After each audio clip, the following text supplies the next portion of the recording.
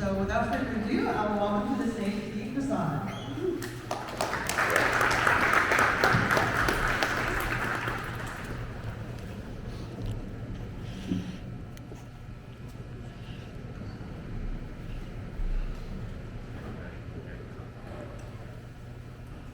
Awesome. Hey, everybody.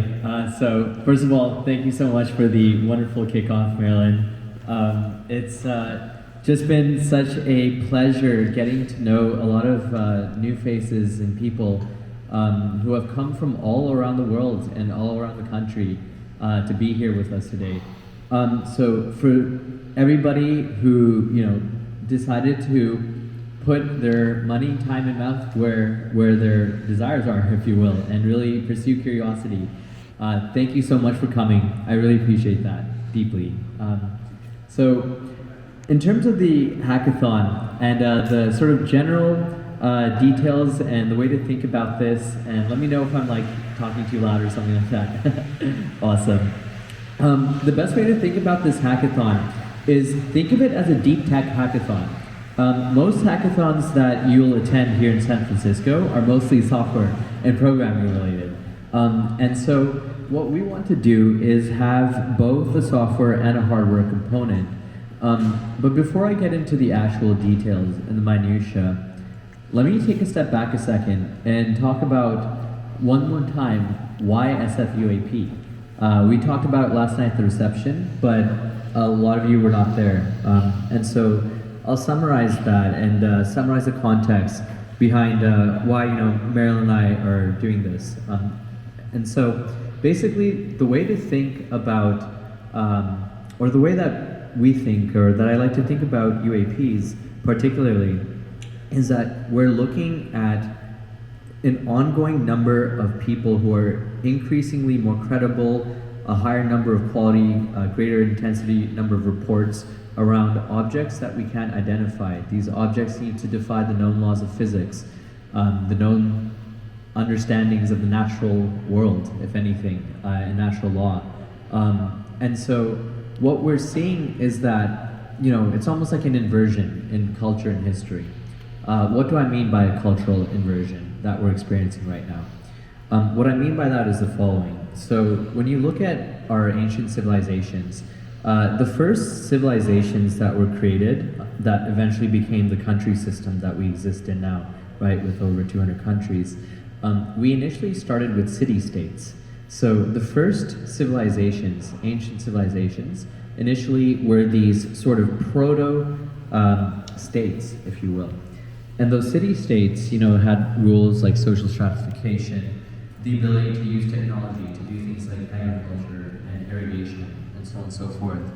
And as those city-states were being developed, you have the ancient Sumerians, you had the Mesopotamians, you had the ancient Egyptians, and you had the Hindus, right? These were some of the oldest civilizations known to man.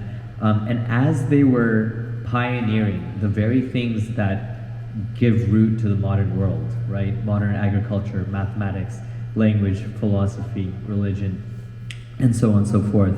As they were pioneering, laying down these roots for us, coming up with written language, right? That's like less than 10,000 years old as an invention. As they were doing these things, they were also talking about stories. Stories of the unknown, the paranormal, of superintelligence. Every single ancient civilization has said the quiet part out loud, if you will, right? They all claim that they were introduced or exposed to super intelligent beings. They give them different names. Even the native tribes, like the Dogon tribe, they have or the Hopi people, they have like the Ant-Men, right? Or the people who look like giant like grasshoppers and praying mantises and stuff like that. So, these are thousands of years old, these stories.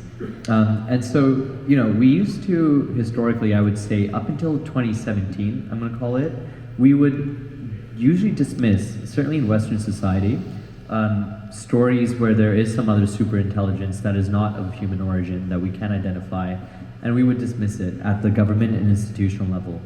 And so, we basically kind of went down, down, and down in terms of our acceptance of the supernatural and super intelligent life forms, and the even openness to the idea that there might be other life other than humans. Culturally, over the last thousands of years, especially in the West, we've continuously gone the other way. But now we're going one more time back the original direction. We are now going through a cultural inversion where people are acknowledging, once again, people who are people who are in charge of managing our history and our technology and so on, just like in the past, are now starting to believe. And that was not a thing in the past 70 or 80 years.